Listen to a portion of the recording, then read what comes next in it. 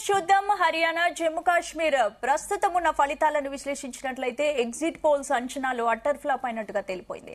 హర్యానాలో దాదాపు అన్ని సర్వేలు కాంగ్రెస్ కి పట్టం కట్టాయి. అయితే హర్యానాలో ప్రభుత్వ వ్యతిరేకత ఉందని, బీజేపీ ఓడిపోతుందని అంచనా వేశాయి. అయితే వాస్తవ ఫలితాలు అందుకు భిన్నంగా వస్తున్నాయి. ప్రస్తుతం హర్యానాలో బీజేపీ లీడ్ లో ఉంది. అటు జమ్మూ కాశ్మీర్ లో హంగ్ వస్తుందని లేదా బీజేపీ కాంగ్రెస్ పట్టు నిలుపుకుంటాయని ఎగ్జిట్ పోల్స్ అంచనా వేశాయి. అయితే అందుకు భిన్నంగా నేషనల్ కాన్ఫరెన్స్ ఎక్కువ సీట్లలో ఆధిక్యం ప్రదర్శిస్తోంది. దీంతో ఎగ్జిట్ పోల్స్ అంచనాలు అటర్ ఫ్లాప్ అయినట్లుగా భావిస్తున్నారు.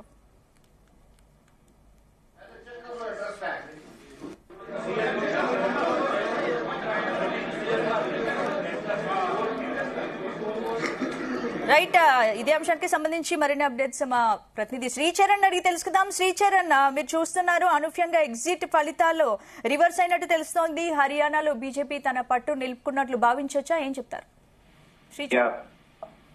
స్పందన, ప్రస్తుతం ఎగ్జిట్ పోల్స్ అటర్ ఫ్లాప్ అయినట్టే మనం చెప్పుకోవాలి. హర్యానా, జమ్మూ కాశ్మీర్ స్టేట్స్ లో ప్రస్తుతం ఉన్న ట్రెండ్స్ చూసుకున్నట్టయితే మనం ఫస్ట్ హర్యానా స్టేట్ వద్దాము. హర్యానా స్టేట్ కి చూసుకుంటే బీజేపీ ప్రభుత్వం ఏర్పడ్డాక 100 రోజుల కార్యక్రమాన్ని ప్రధానమంత్రి నరేంద్ర మోదీ చాలా ప్రతిష్టాత్మకంగా తీసుకున్నారు.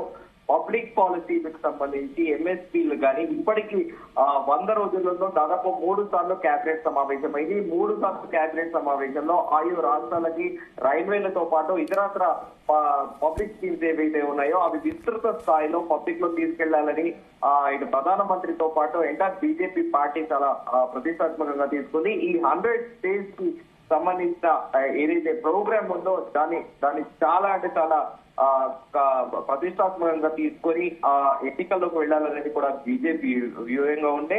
అయితే అందరూ కూడా హర్యానా పోల్స్ కి ముందు కూడా, ప్రీ పోల్స్ కి ముందు కూడా, సర్వే పోల్స్ అన్ని కూడా బీజేపీకి ఎదురు దెబ్బ తప్పదని కూడా ప్రత్యేకంగా పలు కథనాలు కూడా వెలువడ్డాయి.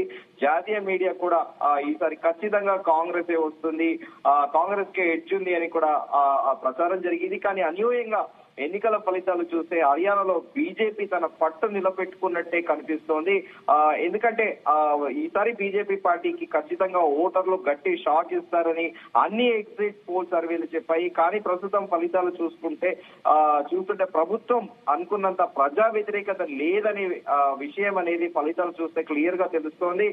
ముందుగా హర్యానాలో కాంగ్రెస్ పుంజుకున్నట్టు కనిపించిన ఒక్కసారిగా మార్నింగ్ ట్రెండ్స్ మనం అందరం చూసాము. ఇంకా కాంగ్రెస్ కి కేక్ వాక్ అయిపోయింది, కాంగ్రెస్ గెలిచిపోతుంది అనుకున్నా. కానీ అన్యూయంగా ఎప్పుడైతే 9:30 అరౌండ్ 10 AM కి రౌండ్స్ లో అన్యూయంగా బీజేపీ రేస్ లో దూసుకొచ్చింది.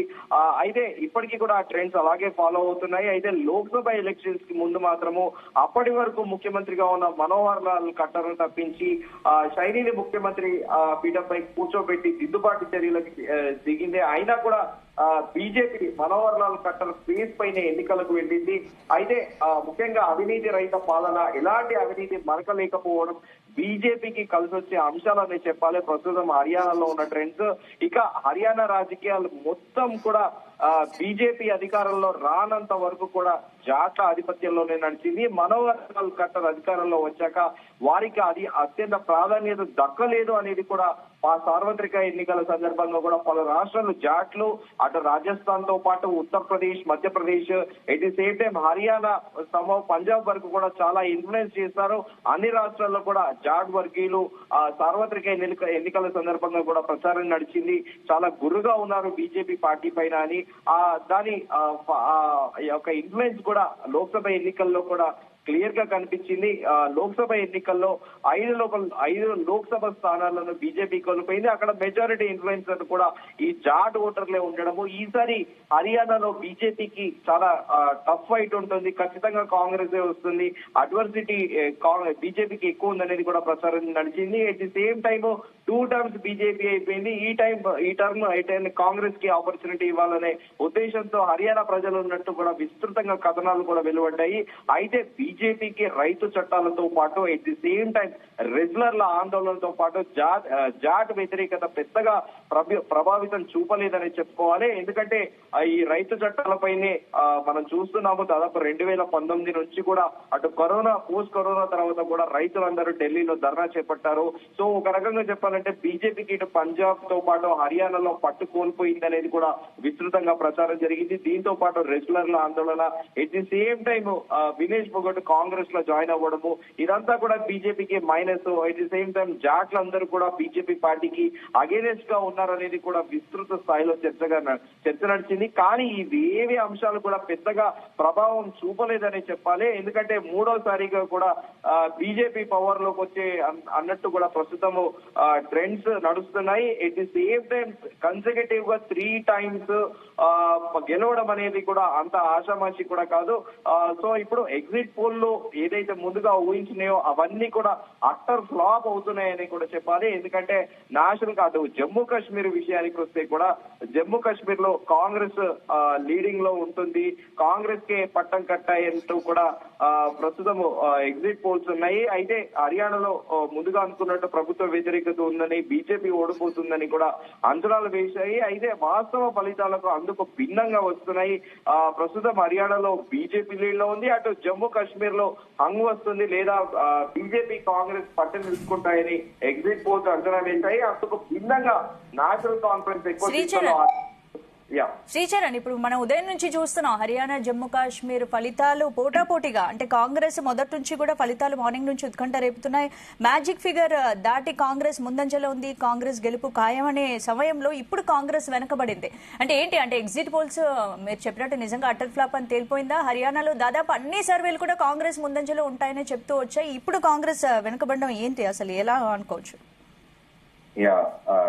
ఇక్కడ 2 things ఉంటాయి. మనం ఫస్ట్ కాన్వర్సేషన్ లో ఫస్ట్ మనం డిస్కస్ చేసుకుంటే ఏంటంటే సార్వత్రిక ఎన్నికల తర్వాత, ఎన్నికలకు ముందే కూడా ఎప్పుడైతే మే 14వ తేదీన ఎన్నికలు అయిపోయాయో అప్పుడే ప్రధానమంత్రి నరేంద్ర మోదీ దేశవ్యాప్తంగా 100 days ప్రోగ్రెస్ డెవలప్మెంట్ అనేది 100 రోజులకు చాలా ప్రతిష్టాత్మకంగా ఆ కార్యక్రమాన్ని చేపట్టారో. వివిధ రాష్ట్రాలతో పాటు దేశవ్యాప్తంగా కూడా బీజేపీ పార్టీ ఏవైతే పబ్లిక్ పాలసీస్ ఇంప్లిమెంట్ చేస్తుందో వాటిపైన at the same time backward states ఏవైతే ఉన్నాయో వాళ్ళకి స్పెషల్ గ్రాంట్ ఎయిడ్స్ తో పాటు ఎక్కడైతే అభివృద్ధి తక్కువగా ఉందో ఆ రాష్ట్రాల్లో ప్రత్యేకంగా ఫోకస్ పెట్టి ఈ 100 days ప్రోగ్రామ్ ని చాలా ప్రెస్టీజియస్ గా తీసుకొని ముందుకు వెళ్ళింది.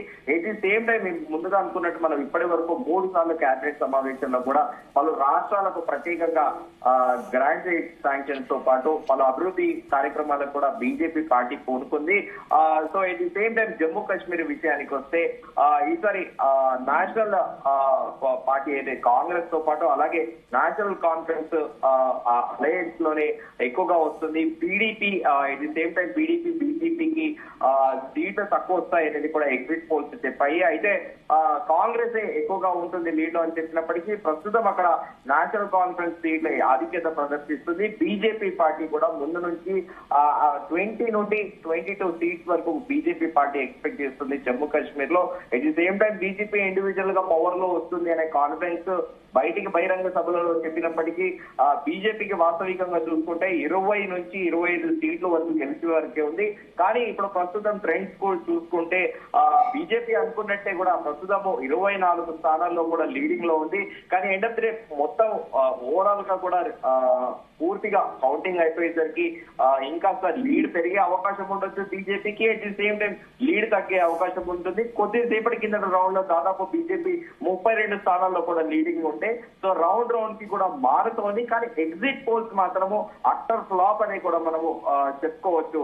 స్పందన, అంటే శ్రీచరణ్, ఇంకో విషయం, ఇప్పుడు హర్యానాలో 2014, 19లో 2 సార్లు అసెంబ్లీ ఎన్నికల్లో బీజేపీ గెలిచింది. ఈసారి కూడా 3వసారి హ్యాట్రిక్ కొట్టాలని బీజేపీ భావించింది. అయితే హర్యానా చరిత్రలో ఇప్పటి వరకు 3 సార్లు ఒకే పార్టీ కంటిన్యూగా గెలిచిన దాఖలాలు అయితే ఇప్పటివరకు లేవు. ఒకవేళ బీజేపీ గెలిస్తే హ్యాట్రిక్ కొట్టబోతుంది అనుకోవచ్చా? మరి గెలిచే అవకాశాలు ఎంతవరకు ఉన్నాయి? ఎందుకంటే ఉదయం నుంచి మనం హర్యానా రిజల్ట్స్ లో కాంగ్రెస్ ముందంజలో చూసాం, ఇప్పుడు కొంచెం బీజేపీ ముందంజలోకి వచ్చింది కాబట్టి అంటే ఎలా ఎక్స్పెక్ట్ చేయొచ్చు? డెఫినెట్ గా ఒక హిస్టరీ అయితే హర్యానా స్టేట్ లో బీజేపీ అయితే ఒక హిస్టరీ ఖచ్చితంగా క్రియేట్ చేయబోతుంది ఒకవేళ గెలిస్తే. ప్రస్తుతం ఉన్న ట్రెండ్స్ లో లీడింగ్ ఉంది కాబట్టి ఇంకా ఫర్దర్ గా రౌండ్స్ కూడా ఉన్నాయి. ప్రస్తుతం 8 రౌండ్స్ కొన్ని కాన్స్టిట్యున్సీలలో ఇప్పటికి 8 రౌండ్స్ పూర్తయ్యాయి.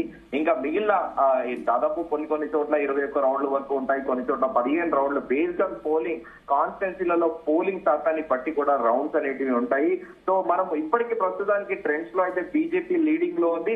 ఇంకా ఆల్మోస్ట్ నెక్స్ట్ రౌండ్ లో కూడా ప్రస్తుతం ఇప్పటికి ట్రెండ్స్ కూడా ప్రజెంట్ ట్రెండ్స్ లో కూడా బీజేపీ లీడింగ్ లో ఉంది. మరి చూడాలి ఇంకా నెక్స్ట్ రౌండ్స్ లో కూడా బీజేపీకి సేమ్ మెజారిటీ వస్తే డెఫినెట్ గా బీజేపీకి వెళ్తే అవకాశం ఉంటుంది. వందన. ఓకే, అంటే మొత్తం రౌండ్స్ పూర్తయ్యే వరకు ఎంత టైం పట్టొచ్చు శ్రీచరణ్? పర్హాప్స్ మనకి మధ్యాహ్నం అరౌండ్ 1 PM ఆర్ 2 PM వరకు క్లియర్ గా ఒక క్లారిటీ వచ్చే అవకాశం అయితే ఖచ్చితంగా కనిపిస్తుంది. స్పందన. Right, thank you Sricharan.